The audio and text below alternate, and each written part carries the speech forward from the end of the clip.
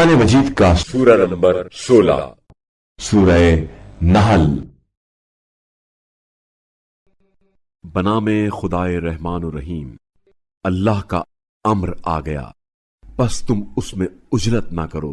वो पाक और बालातर है उस शिर्क से जो ये लोग कर रहे हैं। वो अपने हुक्म से फरिश्तों को रूह के साथ अपने बंदों में से जिस पर चाहता है नाजिल करता है, इस हुक्म के साथ कि उन्हें तंबीह करो कि मेरे सिवा कोई माबूद नहीं, लिहाजा तुम मेरी मुखालिफत से बचो।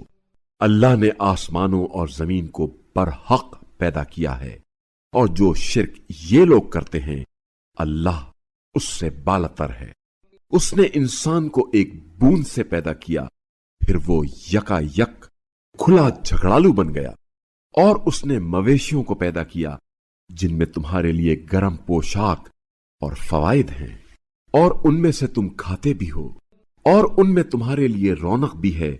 और जब तुम उन्हें शाम को वापस लाते हो और सुबह को चरने के लिए भेजते हो, और वो तुम्हारे बोझ उठाकर ऐसे इलाकों तक ले जाते हैं जहां तुम जां फिशानी के बगैर नहीं पहुंच सकते थे, तुम्हारा रब यकीनन बड़ा शफीक मेहरबान है। और उसने घोड़े, खच्चर और गधे भी इसलिए पैदा किए ताकि तुम उन पर सवार हो और तुम्हारे लिए जीनत बने।